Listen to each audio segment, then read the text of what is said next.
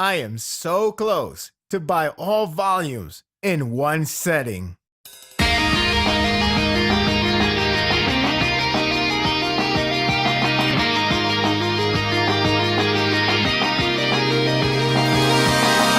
In my last review, I talk about how Sorochi uses time skip in a very effective way and why it stands out brilliantly.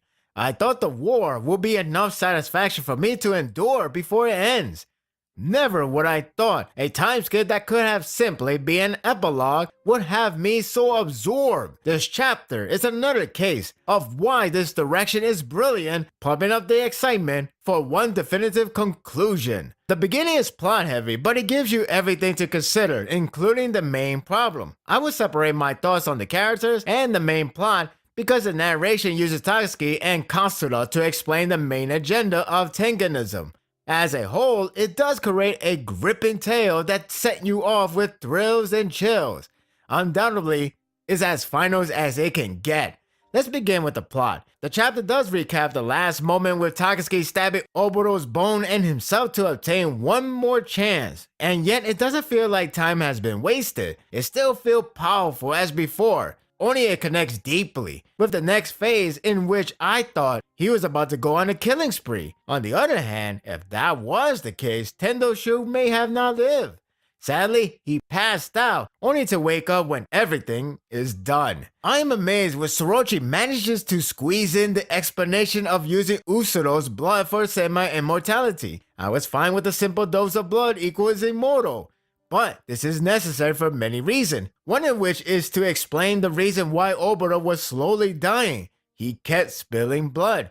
The more blood he spilled, the less time he has left to live. Once the body dried out, it's over. In short, stop getting hurt or you will die eventually. As for the other and main reason, I will save it for later because this is where it becomes plot heavy. Tatsuki recites how Liberation Army became delusional with the thought of resurrection and immortality, hence working together with Tendoshu. It amazes me how important are Ensho's words about the people cannot be satisfied for what they may have accomplished. Its meaning holds significant value for the plot to move forward. In this case, these people weren't satisfied with war ending if they lost their loved one.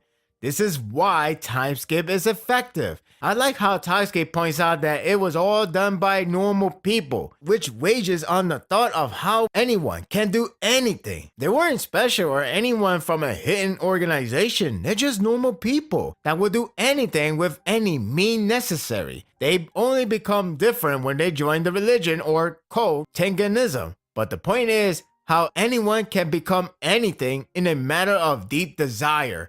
That is actually scary. While it did go in depth, the info isn't new. The main point, however, is the establishment of Tendoshu now back in control. This time, they're no longer frail or decayed. It's a clever rebound to make them credible because Usuro is immortal, so he can fight for eternity. And Tendoshu has used up their body for so long. It's a convincing way to not undermine their prowess after being defeated. That's why the intimidation aura didn't fade away. So when they returned, I felt fear. Tatsuki tried to kill them in places and he did in some, but the revival was complete. Tendoshu convinced people that immortality can be achieved for everyone, especially how they managed to manipulate Usuro's blood to recover their body. The goal is to attain it in its perfected form. Alas, everyone will become like Usuro. It's a hell of a compelling plot that has serious background that makes a whole lot sense, including why Edo is still targeted after 2 years. Usuro's heart is needed for them to examine and get closer to achieve their goal, which is why Noraku is being used further, unknown to their actual agenda. Now we go into the characters because this takes the cake. Tatsuki has gone into my top 5 favorites, and in Gintama, that is mighty difficult to achieve. He's so good in this chapter, and I don't mean because of his six-pack. I mean his personality and character development has been stellar. I thought I wouldn't like him this much, but this chapter did it. I don't know if I should classify him as a tragic character, but I would prefer not because he has been so compelling and compassionate. Tatsuki gambled to attain a second chance, but but time is running out. I was saddened of how he couldn't accomplish the one thing to do 2 years ago, and as his body slowly dying out, he at least has the chance to be sincere and do what he really wanted to do. It's sad how he spent so much time on hating the world, but once he got his passion and care, his death clock is ticking rapidly. That's the main reason why semi-immortal was explained. Gintoki's reaction strikes me hard. They may have conflicting issues and indifference in gender, but they still friends at heart. I love the last scene with Gintoki's and Tatsuki interaction so much. Is when they discuss about what should they do with their beloved sensei when they meet him one more time.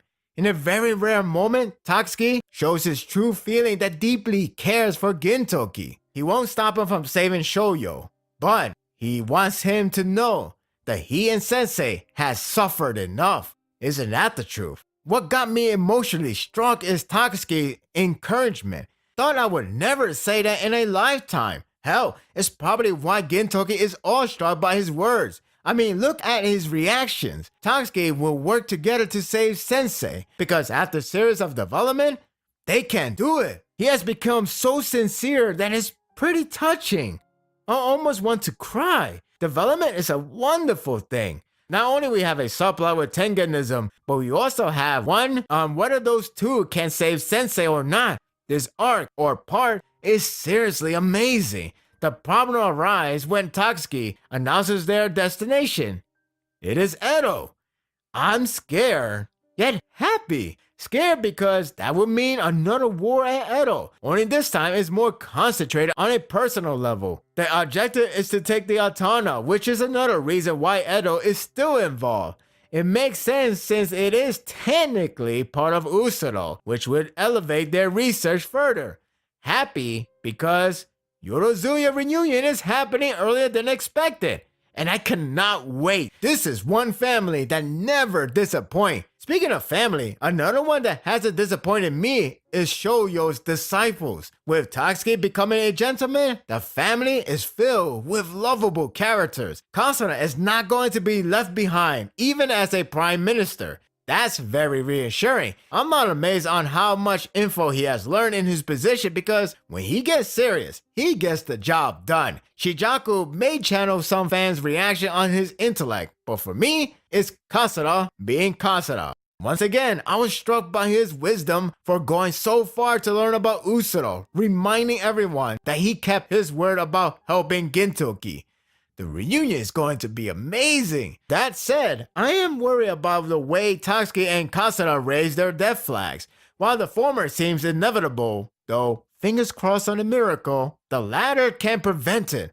Still, it's heartwarming of how Kasura prepared for his life to be on the line, go as far as giving a farewell message to Shijaku. He even thought about how it would feel to be buried with shoguns. I believe it's his way of saying that he will achieve peace for Edo.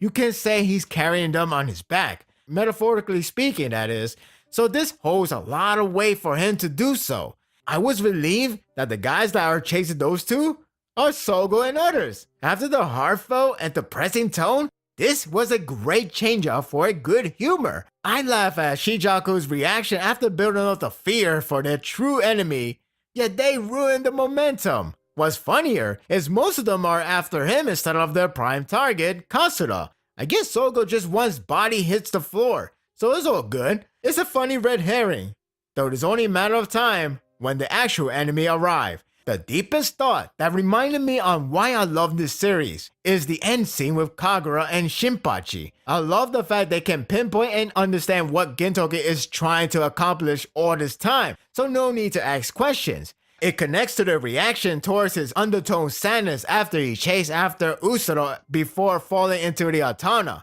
I love how those small details mean so much in the long run. The one question is asked that I was floored and stunned to hear. What should Gintoki do? I joke about the meme, the coolest guy ever, because of how shonen tend to give a villain a slap on the wrist despite the damage they cause.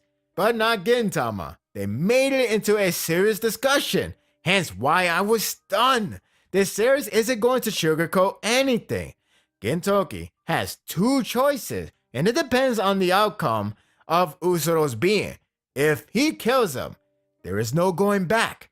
He loved his sensei, so killing him again will break him, as evident throughout the series. If he let him live, the people around him will hate him, deem him as a villain. It's him or them. That's deep. Is this shonen? I love the end with Kagura and Shinpachi thinking on what to do if they were in his place. It's a hard-hitting question, and with this in mind, it can deliver a powerful message for everyone in the end, as long as there is no cop-out involved. The one message that is great is whether you are stuck in a question. Keep going towards your path, because your answer will appear.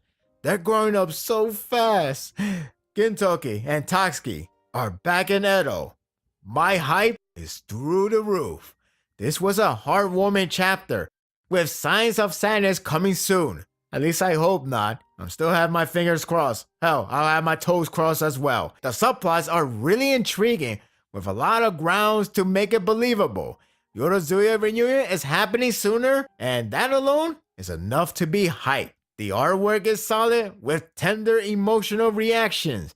The hard-hitting question is planted, and the answer can deliver a powerful message for a highly likely, wonderful conclusion. Seriously curious what Soroji has in mind, but in due time.